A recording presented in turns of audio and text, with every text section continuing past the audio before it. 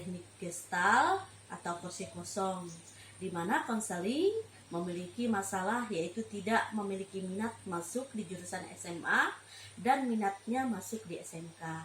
Selamat menyaksikan.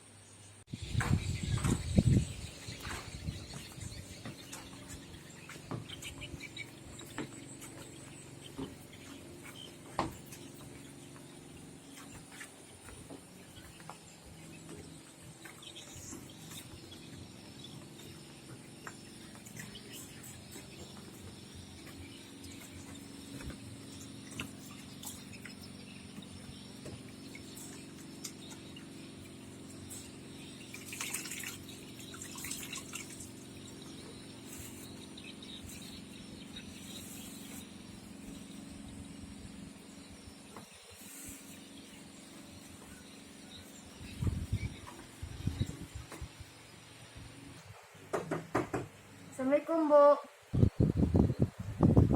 Nafitria, waalaikumsalam. Ayo silakan masuk. Ya, silakan. Sekarang posisi duduk di mana yang paling nyaman? Ya, di sini saja, Bu. Sini aja ya. Silakan duduk. Ya.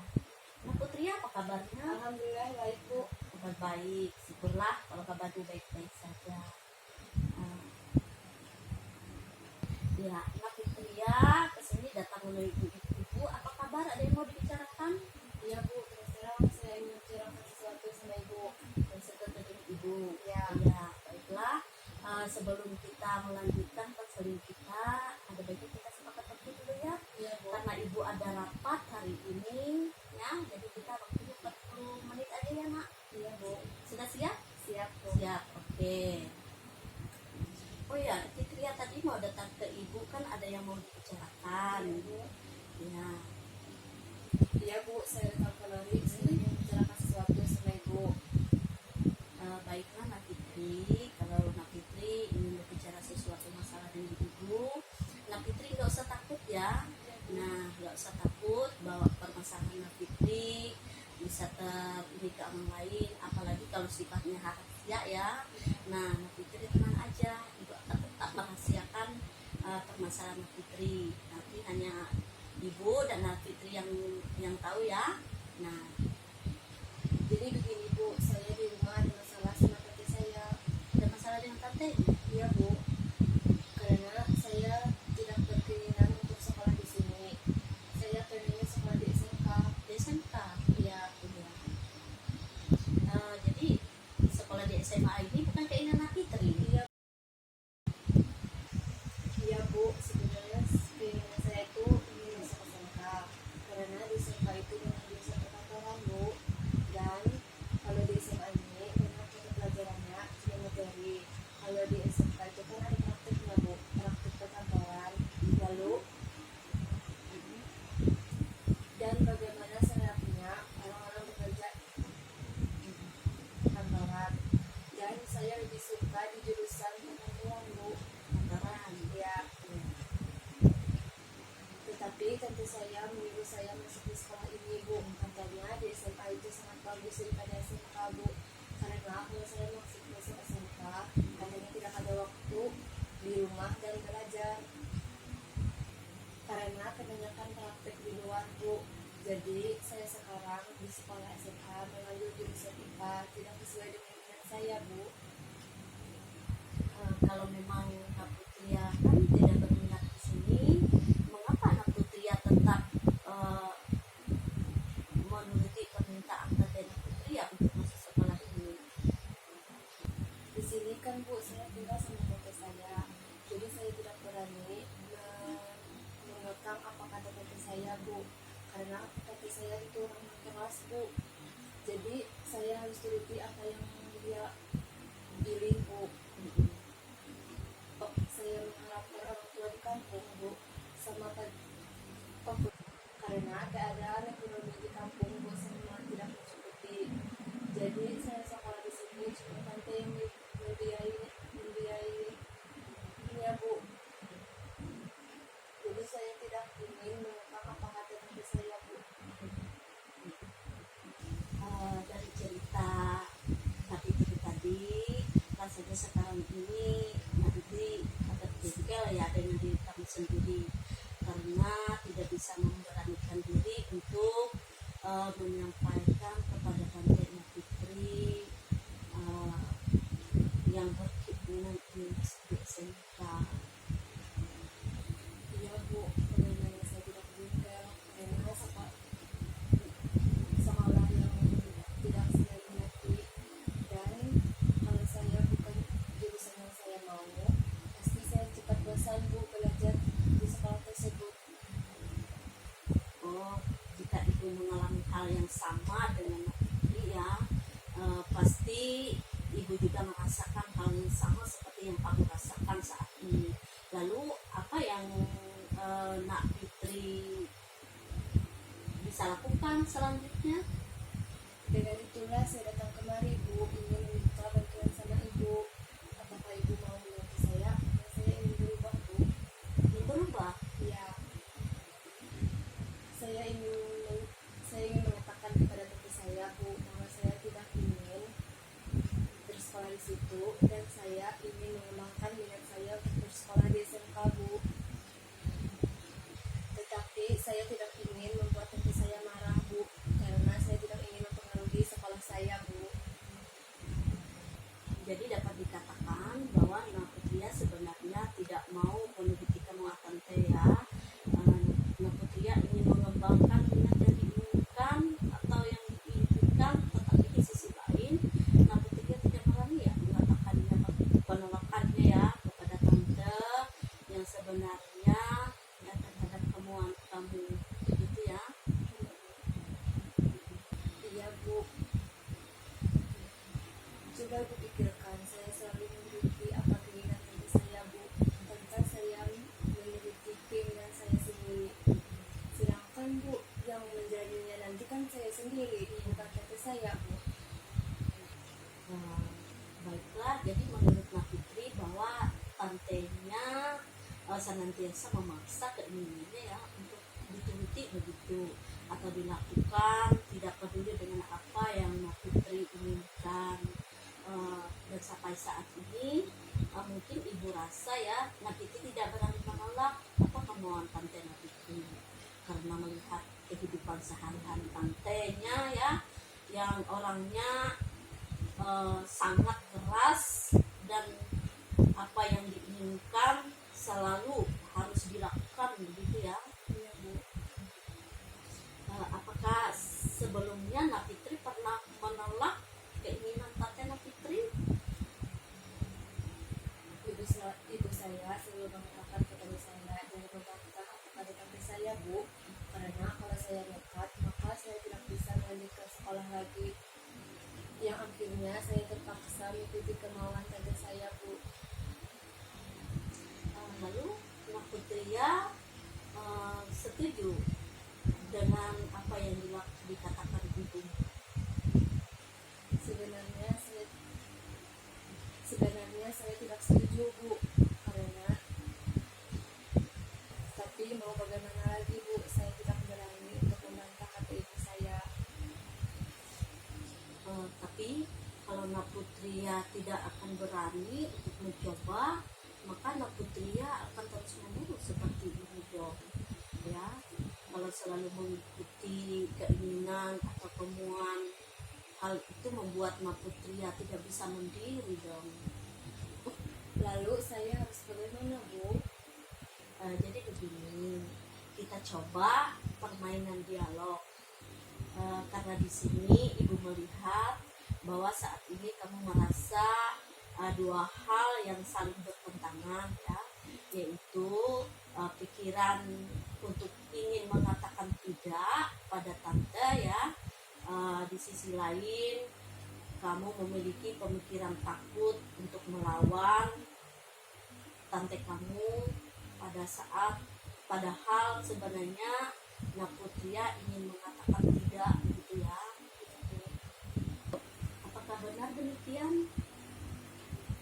Iya Bu. Nah, yang ingin Nak Fitri lakukan sekarang adalah katakan apa yang sebenarnya ada di pikiran Nak Fitri saat ini sehubungan dengan kata-kata saja bahwa pikiran Fitria yang menyuruh untuk melawan, nah adalah posisi underdog. Nah, sedangkan pikiran yang menyuruh kamu mengikuti kemauan tante kamu adalah posisi underdog kamu.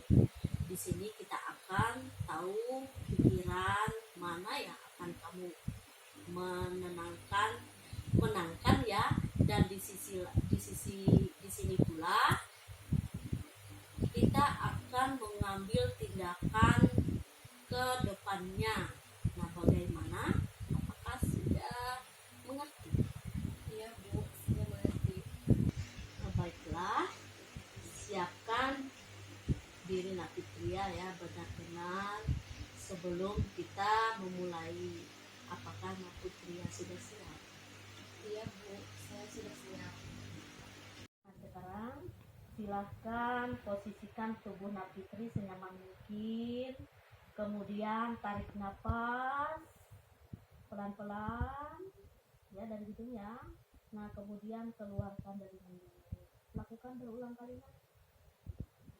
Nah, sekarang coba bayangkan apa yang sebenarnya kamu inginkan saat ini sehubungan dengan keinginan kamu terhadap tante. Saya ingin mengatakan tidak sama tante saya, tetapi saya rasa tidak mungkin. Kata siapa tidak mungkin? Mana mungkin saya berani melawan tante saya, apalagi orang tua saya selalu mengingatkan agar jangan melawan. Dengan saya mengikuti apa yang tante saya inginkan, berarti saya berbakti kepada orang tua saya. Karena orang tua saya selalu mengatakan bahwa jangan pernah melawan, lebih baik diam daripada melawan. Saya pikir itu benar. Iya, memang benar nak ya. Tetapi apakah dengan menuruti semua keinginan tante, kamu dikatakan berbakti? Ia mungkin tidak apa-apa kalau saya melawan sekali saja untuk memberitahukan kepada mereka tentang keinginan saya yang sebenarnya. Tetapi kalau saya melawan atau tidak menuruti keinginan tante, saya akan bisa jadi sekolah saya terganggu nantinya. Mungkin saja tante saya tidak mau membiayai sekolah saya.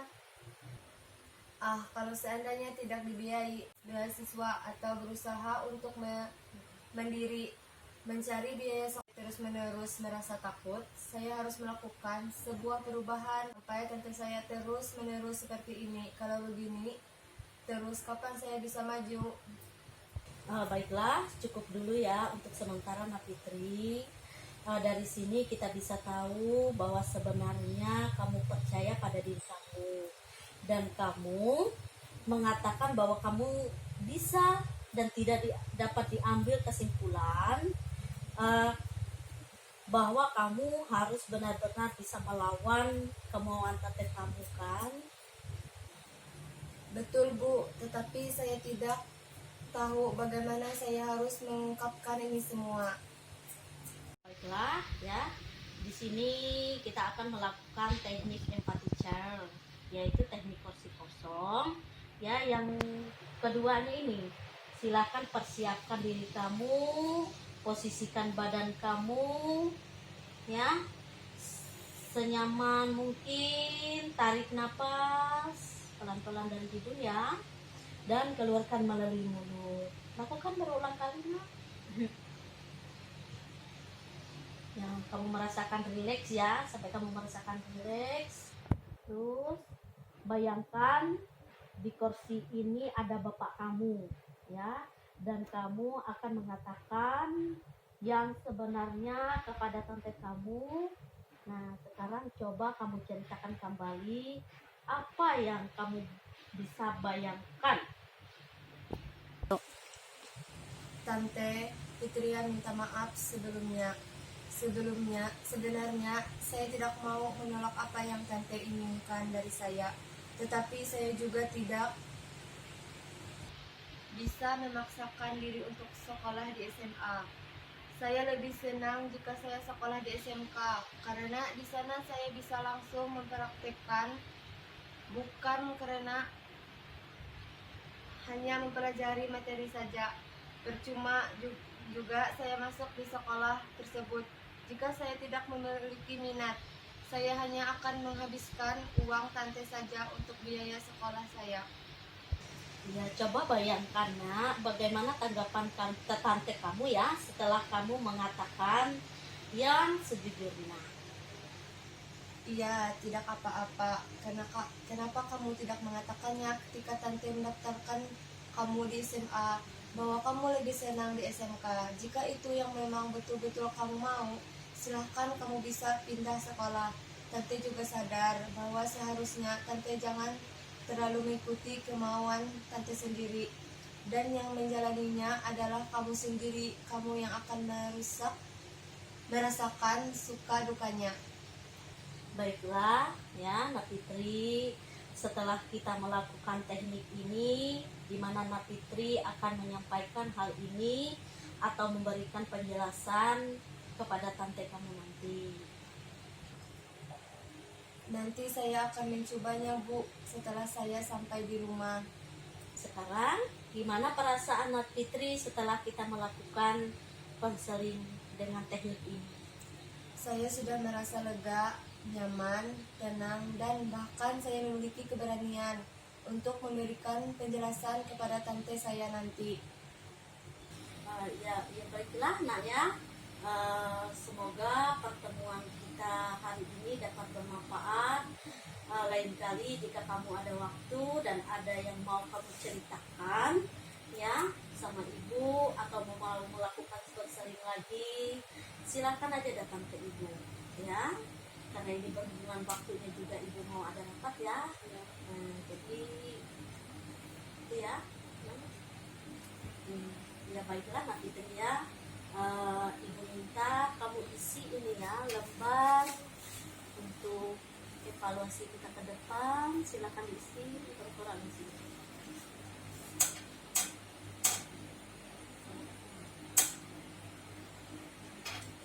Ya baiklah, terima kasih Nak Fitri.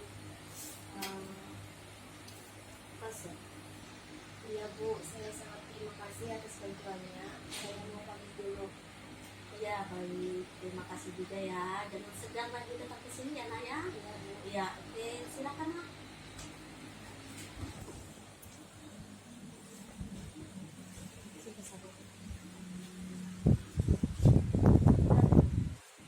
Demikian layanan yang saya lakukan dengan teknik Gestalt. Terima kasih.